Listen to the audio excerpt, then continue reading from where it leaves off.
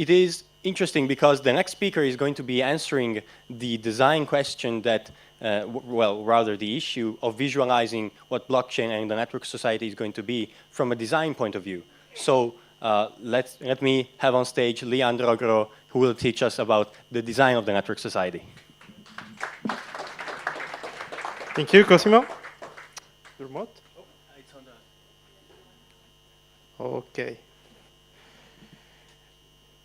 So we live at a beautiful day completely, let's say, looking the future, and also in some way being a little bit far from the everyday life that we spend all the day, all the time in our offices, in bank, in design firm like that.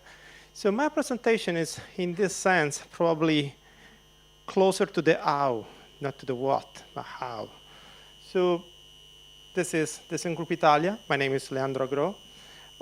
Well, I actually spent all my professional life around the digital, and usually I say that I landed on Internet of Things in 2008, more or less. The speech is about network thinking, and I would like to share with you this presentation, splitting the story in 3 chapters, let's say. First of all, I would like to agree with all of you about what is design. Well, for sure, in my personal opinion, design, it is not just shape and pixel. We have a great example of companies all over the world that become rich and super big because they trusted this sentence. This is not just about shape and pixel. Design is actually more a process that helps you to discover the meaning of the things that you do every day. And it is every time an exploration. It's an exploration about the users, the context, who you are in terms of the company that is producing product and service. And yes, it is full of humanity and beauty all over the time. We can't agree to do something that is ugly. And yes, design is also obviously a process. Design thinking, for example, is a process that has the goal to find the desirability, the feasibility and viability in any product and service. And recently, the business and the money in general discovered this true love for design. Make me laugh, the true love. And well, there is a reason behind. Probably this is the reason that may explain us why a center acquired Fjord, or why McKinsey acquired the Lunar, and all the other big acquisitions that we saw recently in the last 3-4 years in this area. Or perhaps because the design thinking, because the process behind the word design, people like design, money like design, because design may be good to reinsuring the companies. Design thinking is reinsuring companies since the previous millennium. And well, this process are step-by-step path that lead you in some way to a pretty good result. Also, if the talent that you have, it is not actually enough, the process helps a lot. And probably design may be loved by money because this idea of becoming predictable, what usually it is totally uncertain. Well, I have a personal idea about the why, about money and business in this moment is loving design firm and design in general, and is about the cultural shift that we are living. This guy was already mentioned before in the morning. This is Peter Diamandis, and this is exactly the sentence that was already on stage in the word of another speaker. And it is every time that you take a service, a business, and infuse the digital inside, this start to accelerate, start to follow the Moore law, start to be faster than your expectation. And well, we have many, many examples, and typically the one is mentioned is Kodak that invent the digital camera. So shape a world where everyone loved to take tons of pictures every day and failed in his own paradise, where they are the inventor And they have people that love to take picture. So that's as crazy, but because they doesn't got the digital shift. And well, digital technology are pushing everyone and everything to be closer to what I call consumerization and multiply touch points. Consumerization, it is what you see, for example, when you just use your iPhone. There is no the military vision version or the professional version of the iPhone. There are technologies that might be possible to be sustainable just because they go straight to the consumers. And obviously the connectivity is what changed everything. Well, this is very simple. It's not a discussion to the level, to the cultural level that we already have during the day, but connectivity changed actually everything. It is not just decentralization. There is another word that I love, that is interdependence.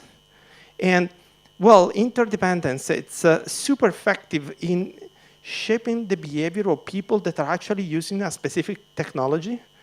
And all the consequences that we saw and we take from the market when we do our research are about humans. So the social induction, the influence that social networks are having on us, it comes from here.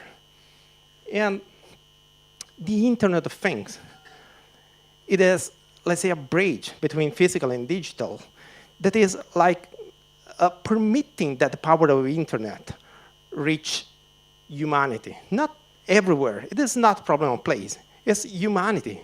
It's about us.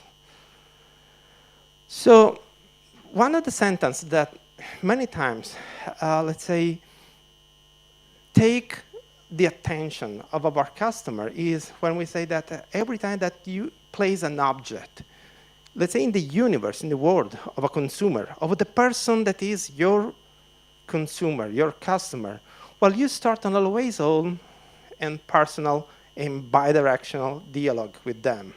This is super powerful. In a world in which we fight through the advertising or whatever other to get the attention of people, these kind of tools may be potentially very relevant and obviously might not be conceived with the, let's say, the approach of those that just design advertising. This works as every technology works just if it's acceptable and useful. And my personal opinion is that designers in this moment has the opportunity to lead innovation because we have a little bit of hybrid approach. We love technology, but this is not just our life. Technology is not what drives us all the way. We love talking about the service and business model, but making money is not the only, let's say, goal that we have. So this hybrid approach might be useful in many, many times. I have a short story that I would like to share with you about what is behind this pressure network thinking. That is the title of the presentation. This is a picture shot in 2008 when I started a company that was my first company about the Internet of Things. We started in California and it was too early. It was a failure. This is not a success story. This is a failure story. We just started too early. And well, for many years later, this company was gone.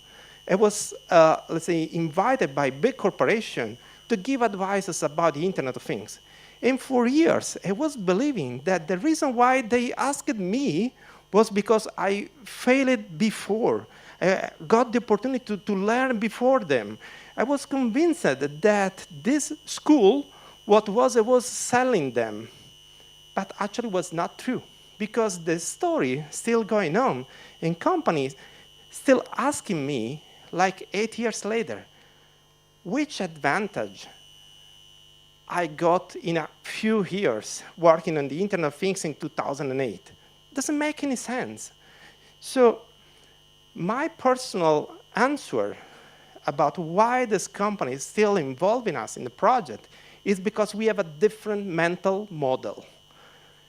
In the same way in which in previous age, the mental model that shapes organization, product, and communities was like copied by some specific situation, like the clock, like the assembly line, or like how the broadcast work. Well, this is the technology that influenced our mental models. And we now are shaped by the internet, by the network. And there is something potentially dangerous that is happening now, because also digital natives doesn't have a clear idea about that, because they don't live 100% in the network as those that, let's say, grew up together with the net, passing from the forum to the chat to the web to all the stuff. Much people just live inside a vertical, inside the silos. I don't want to say Facebook is too old right now, but silos, just watching all the time just one side of the net. Network thinking, again, is a mental model. And what we need are like new skills, new way to see the problem. And for sure, we need an attitude that is typically from the, let's say, the design skills. So curiosity, lateral thinking, all this stuff. But we should have the ability to flow with the complexity. Complexity is a scary word.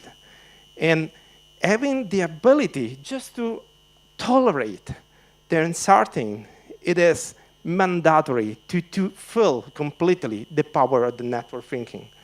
And obviously, networks are maps that are very difficult to browse. And finding patterns and find leverage points is an ability that with experience we need to develop.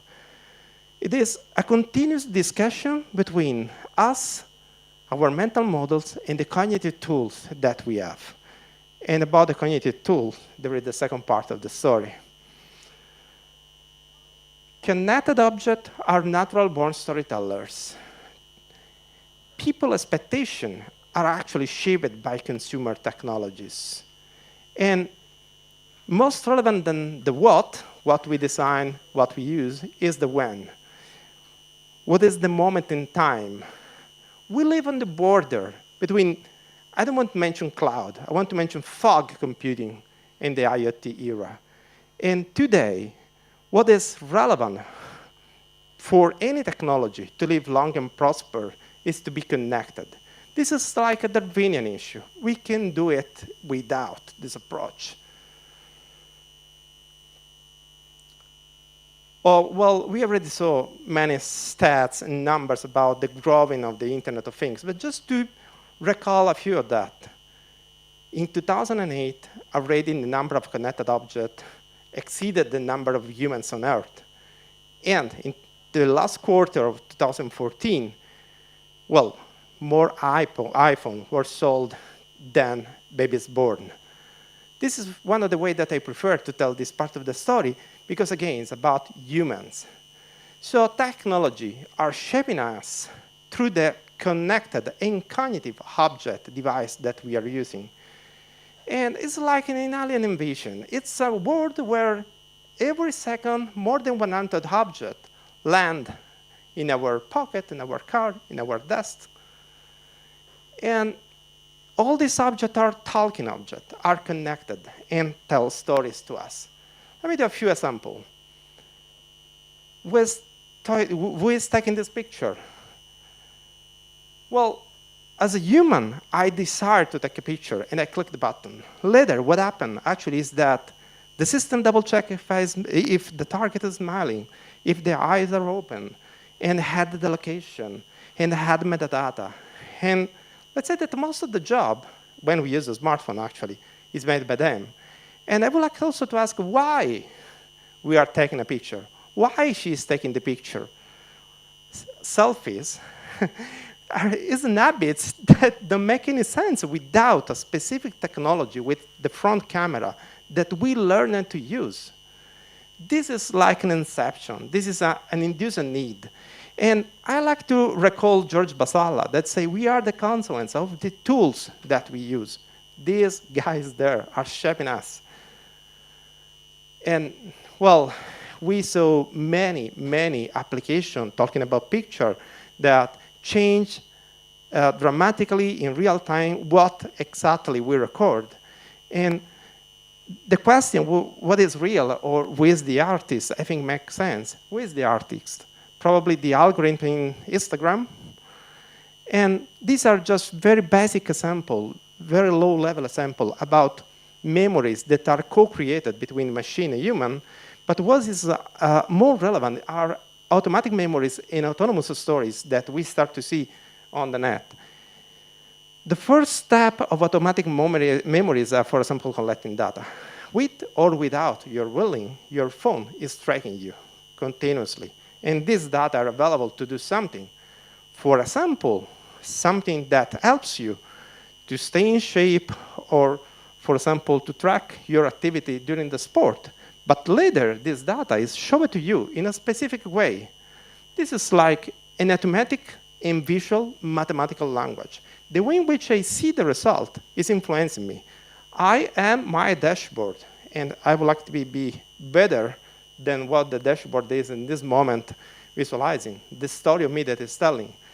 Recently, I just saw how some kind of android just try, without asking proactively, to assemble picture in a panorama. So these two pictures are taken, and immediately he proposed me the panorama. I never asked for a panorama, but he does continuously the job to search if there is some match, shot by shot, and collect information. And we can do similar things, for example, with the iPhone, building trailers about our vacation picture and whatever. And I was shocked last summer because one of my, let's say, old parents, related, not parents, started to use this functionality to tell us the story of what we do, what they do. So this is something that is actually influencing our memory. And well, this is just the simplest object that was impossible to mention, the camera. Try to imagine what it's doing right now as a consequence of our usage. Our smartphone, our embedded RFID, our self-driving car, and whatever we will use, for example, to protect ourselves. For example, this is a robot that protects our garage for cars. And what will happen when Jibo will launch the first companion robot that answers to the voice control? So connected objects are natural-born storytellers, and meaningful stories might be created combining the right level of automatic contribution from the machine and what? Our habits. So brands, any kind of brands, is becoming, for example, a media company. I like when Tim O'Reilly said, in the near future, every company will be a technology company. It is true, but there is a step in the middle that is becoming a media company. So telling stories is super, super relevant for everyone. And people interaction with technology might seem predictable or predictable enough, but it's almost never true. This is something that we all learned through the experiment that Google does a few months ago, where rolling hills have been transformed into giant birds and villages' houses have become cars and trucks. So this is the Surrey nightmare. Well, storytelling objects are already influencing all the scene. And the classic user interaction, so the interface that we know and we use since yesterday, are evolving in a sort of continuous conversation. We have tons of paper that were predicting that, and now it is happening. And, well, the incoming communication will be a relationship where the object emerges from the fog. And again, I would like to use this word fog computing instead cloud, because the way in which the intelligence is spread in this other kind of architecture. And just, let's say, a note for all of us. I would like to remember what Kevin Kelly said about the technology.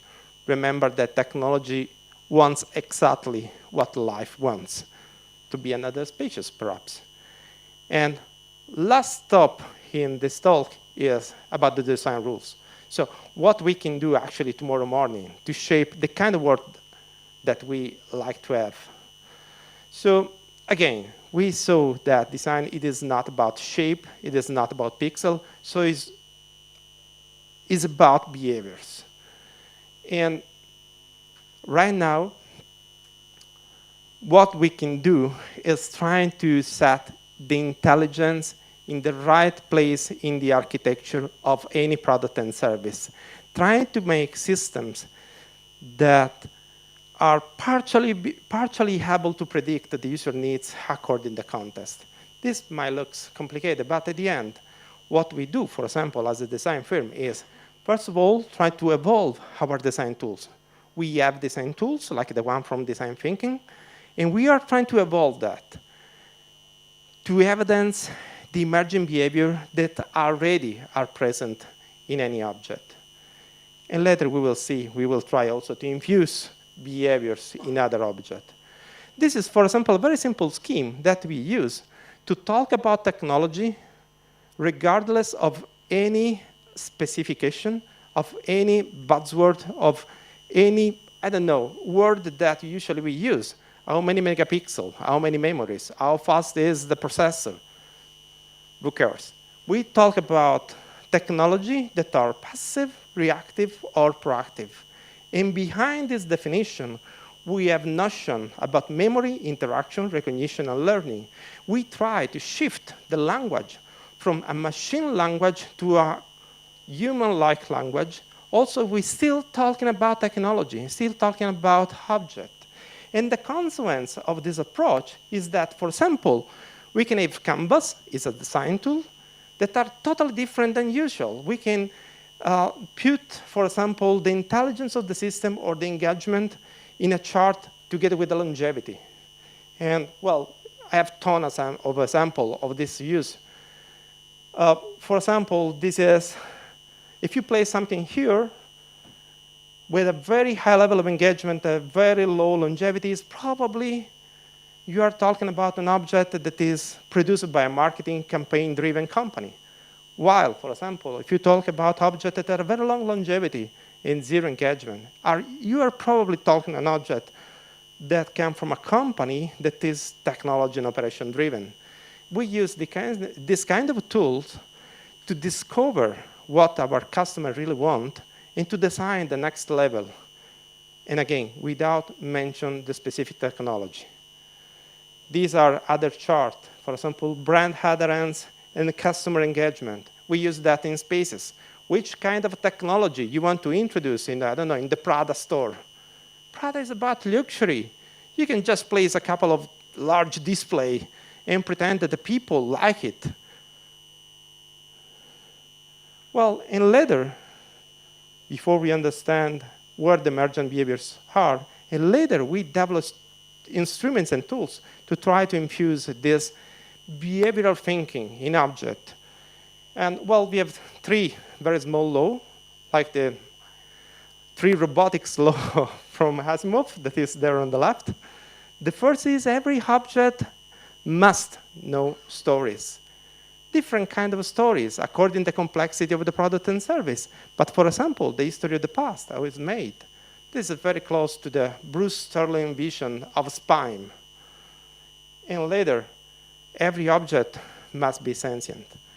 For example, we saw in a few years the GPS in the car emergent and disappeared because now it's totally embedded in our phone. But what is actually the difference between the 2 services? Well, one is connected and has a sensor. So the traditional, always, let's say, in a single shape GPS, the one that probably all of us bought, I don't know, 10 years ago, is like a mystical object. They actually doesn't know anything about the real world. It doesn't have any sensor. It's like aperture with a sort of god in the sky, that is the satellite, and with a clock, nothing else. Must be sentient, must have a sort of direct knowledge of the world. We as a human develop our intelligence through many steps, including, for example, direct manipulation, but first of all, we have a direct experience of the world.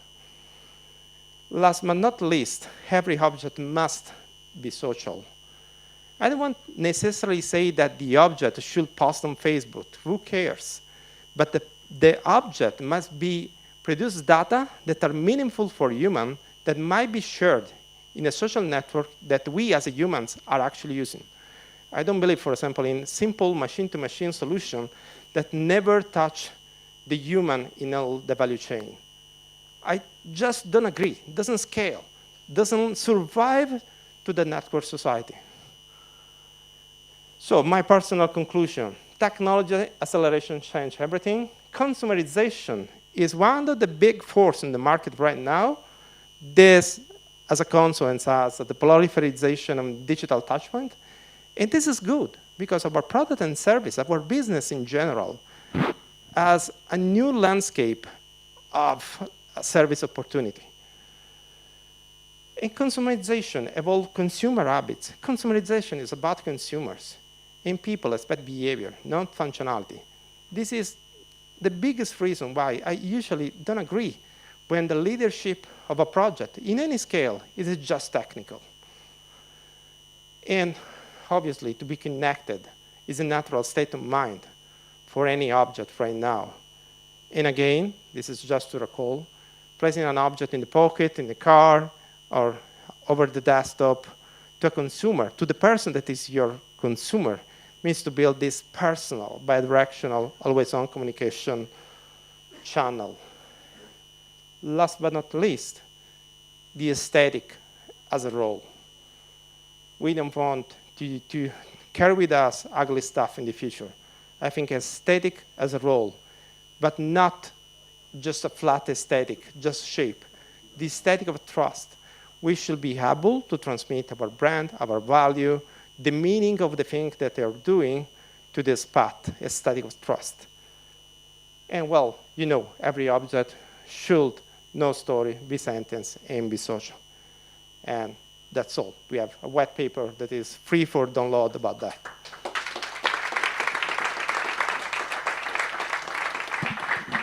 Thank you, Lee. And we do have time for a few questions, and I see raised hands. Hi, Leandro. Ciao.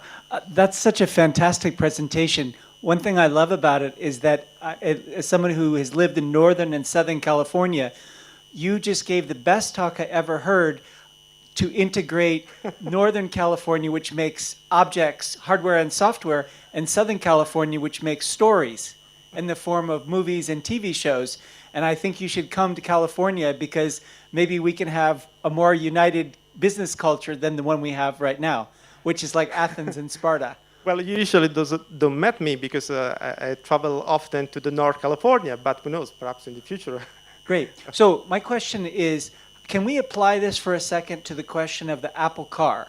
Mm-hmm. So Apple has its strengths.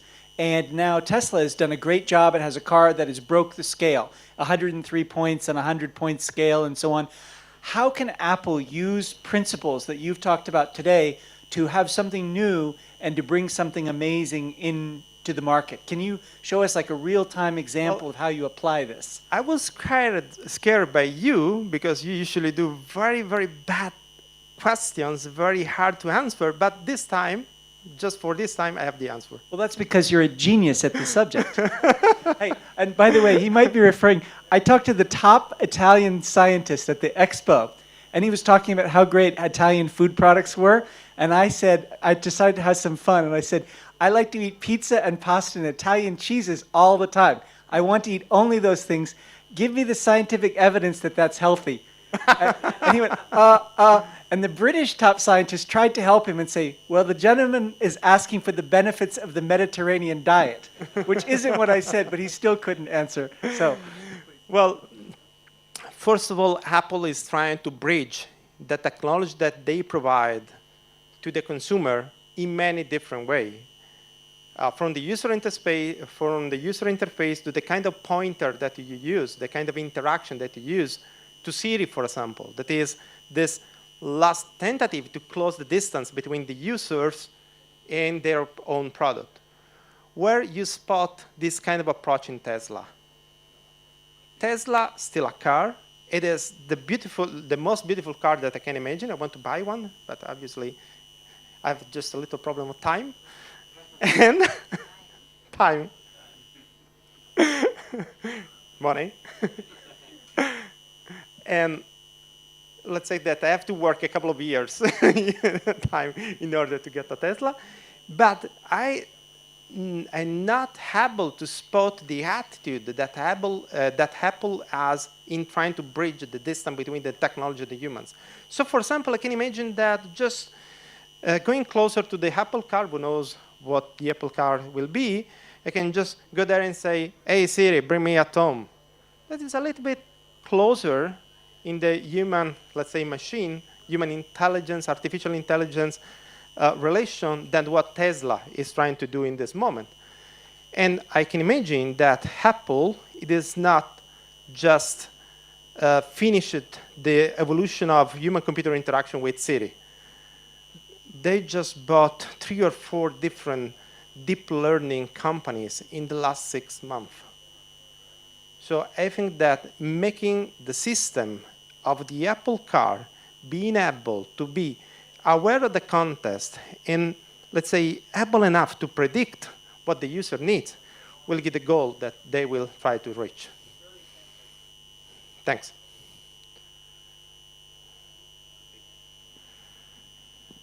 I was lucky, Paolo. Alex, because I was present 8 years ago in Topics here in Torino to the prototype startup presentation of Leandro. So, Leandro, about this startup, exists something similar to your idea of 8 years ago on the market, I mean?